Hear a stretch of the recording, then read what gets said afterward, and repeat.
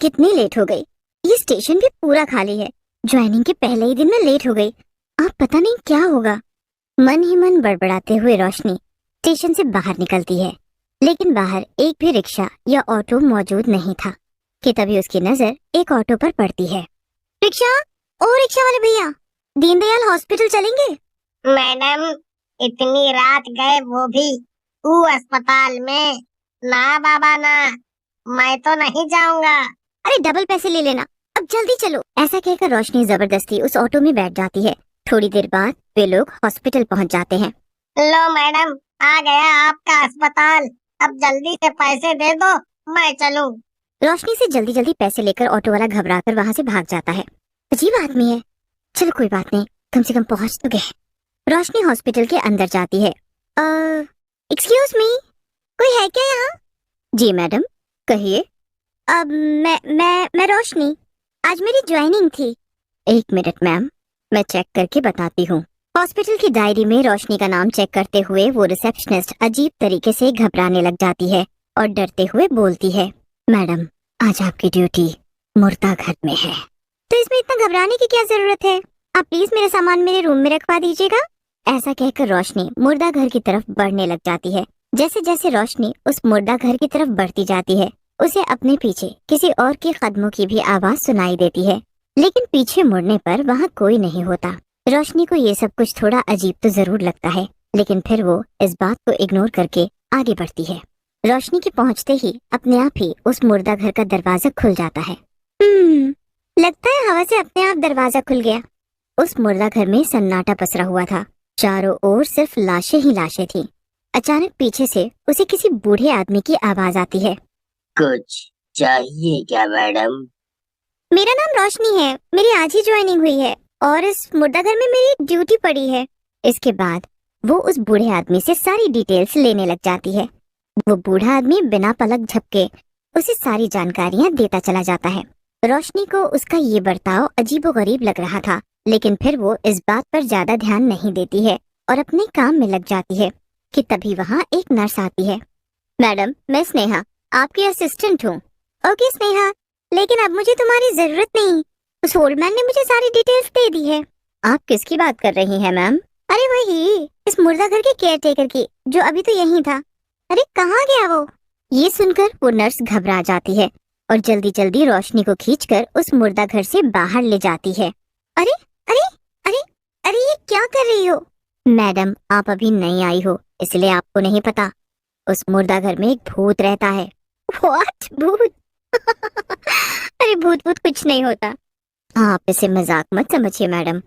उस मुर्दा घर के भूत ने न जाने कितने लोगों की जानें ली हैं। इसके बाद दोनों अपने अपने काम में लग जाते हैं। उधर पीटर जल्दी जल्दी एक लाश को मुर्दा घर में रखने के लिए स्ट्रेचर पर लिए जा रहा था। सारा काम मुझसे ही करवाते रहते हैं। पीटर ये करो, पीटर वो करो। अब इन लाशों को भी मुर्दा घर में मैं ही रखूं। मन ही मन बड़बड़ाते हुए पीटर उस मुर्दा घर के पास पहुंचता है कि तभी दरवाजा अपने आप ही खुल जाता है। ये दरवाजा अपने आप कैसे खुल गया? चलो कोई बात नहीं, मेरा काम तो आसान हो गया ना। पीटर अंदर जाता है, तभी मुर्दा घर की लाइटें अपने आप ही बंद चालू होने लगती है, जिसे देखकर पीटर थोड़ा घबरा जाता है। ये क्या हो रहा है? पहले वो दरवाजा अपने आप खुल गया और अब ये लाइट अपने आप ही बंद चालू हो रही है। कुछ तो गड़बड़ है। भाग पीटर, यहाँ से भाग। जैसे ही पीटर भागने की कोशिश करता है, उस मुर्दा घर का दरवाजा अपने आप ही बंद हो जाता है और वो मुर्दा घर का भूत उसके सामने आ जाता है। बड़ी बड़ी लाल लाल डरावनी आंखें, बदसूरत सा चेहरा और उसकी छाती पर अजीबोगरीब सिलाई के निशान भी थे। कहाँ भाग कर जा रहे हो पीटर? मुझे छोड़ दो, मुझे जाने दो। इतनी आसानी से कैसे जाने दूं? इतना कहकर वो मुर्दा घर का भूत पीटर को हवा में उठा देता है और बड़ी ही बेदर्दी से उसे मार डालता है। अगली सुबह ये बात पूरे हॉस्पिटल में हवा की तरह फैल जाती है।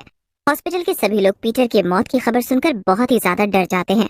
तुमने सुना रोशनी? उस मुर्दा घर के भूत ने पीटर को मार डाला। अरे अरे यार, पता क्या मैंने वो पीटर ना एक नंबर का पियक्कड़ था। शराब के नशे में खुद ही कुछ लिया होगा। क्या तुम्हें अब भी यकीन नहीं है इस पर? अभी तुम्हारा पाला पड़ा ना उस मुर्दा घर के भूत से, तब समझ। मुझे तो अभी नहीं लगता कि ये काम किसी मुर्दा घर के भूत का है, लेकिन अगर ऐसा है तो इस बात का मैं पता जरूर लगाऊंगी। बच के, कहीं उसका अगला शिकार तुम ही ना बन जाओ। इसके बाद रोशनी जानबूझकर रात में अपनी ड्यूटी उसी मुर्दा घर में लेती है जिसमें सभी लोग जाने से कतराते थे। उस रात रोशनी थोड़ी घबराई हुई सी मुर्दा घर की तरफ बढ़ती है कि तभी उस मुर्दा घर का दरवाजा अपने आप खुलने लगता है। मुर्दा घर की लाइटें बंद चालू होने लगती हैं। रोशनी को अपने आसपास किसी आत्मा के होने का एहसास होता है। तुम जो भी हो ना, मेरे सामने आओ, मैं तुमसे नहीं डरती, समझे? कि तभी लाइटें ऑन हो जाती हैं और वो मुर्दा घर का भूत रोशनी के सामने आकर खड़ा हो जाता है। ये सब देख रोशनी की हालत पतली हो जाती है और वो घबराते हुए कहती है, कौन हो तुम और क्यों इन बेकसूर लोगों की जाने ले रही हो? मूर्ख लड़की, तुम फिर यहाँ मरने चली आई। मैं मरने नहीं, तुम्हें मारने आई हूँ, समझे? क्या कहा तुम मुझे? हाँ, आज तुम्हारा खेल खत्म। सीधे तरीके से बताओ कौन हो तुम? वो भूत जोर जोर से हंसने लग जाता है कि तभी रोशनी एक तांत्रिक को अंदर बुलाती है, जिसे देखकर वो मुर्दा घर का भूत बहुत गुस्सा हो जाता है। तो ये तांत्रिक मारेगा मुझे। तभी तांत्रिक अपने झोले में से एक बोतल निकालता है। हाँ, मैं मारूंगा तुझे। बता कौन है तू, वरना तुझे यहीं जलाकर भस्म कर दूंगा। तांत्रिक को यूं मंत्र पढ़ता देखकर उस मुर्दा घर का भूत बहुत ही ज्यादा डर जाता है। नहीं नहीं, रुक जाओ, मैं सब कुछ बताता हूँ। मैं इसी गांव में रहा करता था। हम बहुत गरीब थे।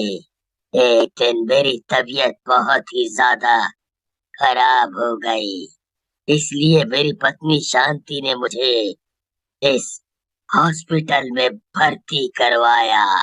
जैसे तैसे मेरी पत्नी ने पैसे इकट्ठे करके मुझे इस महंगे हॉस्पिटल में भर्ती करवाया था, लेकिन डॉक्टर साहब, मेरे पति कब तक ठीक हो जाएंगे? देखिए, अभी कुछ कहा नहीं जा सकता। आपके पति को हार्ट की बीमारी है, अभी थोड़ा इंतजार करिए। इसके बाद वो डॉक्टर आईसीयू के अंदर जाता है। पागल समझा क्या? अभी तो इसकी किडनी बेचकर मुझे बहुत सारा पैसा कमाना है, फिर फेंक दूंगा इसकी लाश को हॉस्पिटल के मुर्दा घर में। कुछ दिनों बाद डॉक्टर राव शांति को उसके पति की मौत की खबर बताते हैं। ये सदमा शांति बर्दाश्त नहीं कर पाती और उसकी मौके पर ही मौत हो जाती है। इसके बाद उस लालची डॉक्टर ने मेरी लाश को इसी मुर्दा घर में सड़ने के लिए छोड़ दिया। तब से लेकर आज तक मैं अपनी मौत का बदला हर उस इंसान से ले रहा हूँ जो इस मुर्दा घर में आता है। मैं मानती हूँ तुम्हारे साथ जो कुछ भी हुआ बहुत गलत हुआ, और मैं वादा करती हूँ कि मैं तुम्हारे गुनाहगारों को नहीं छोड़ूंगी। हर हाल में उन्हें सजा दिलवा कर ही रहूंगी। नहीं, मैं कुछ सुना नहीं चाहता। मैं अपना बदला खुद लेकर रहूंगा। बस, भले ही तेरे साथ जो कुछ भी हुआ वो बहुत ही गलत हुआ, लेकिन तू किसी और की गलती की सजा बेकसूर लोगों को नहीं दे सकता, इसीलिए अब तुझे जाना होगा। नहीं, मैं इस मुर्दा घर को छोड़कर कहीं नहीं जाऊंगा। तू मेरा कुछ नहीं बिगाड़ सकता, समझा तांत्रिक? तो तू ऐसे नहीं मानेगा। रुक, तुझे अभी बताता हूँ। इसके बाद वो तांत्रिक मंत्रों का जाप करना शुरू कर देता है और बोतल के पवित्र जल को उस मुर्दा घर के भूत पर छिड़क देता है। ऐसा होते ही उस मुर्दा घर के भूत की आत्मा तड़पने लग जाती है और हवा की तरह वहाँ से गायब हो जाती है। बाबा, अब बारी उस डॉक्टर की है जिसने लालच में आकर एक बेगुनाह की जान ली। रोशनी ने उस लालची डॉक्टर के खिलाफ हॉस्पिटल की अथॉरिटी में शिकायत की।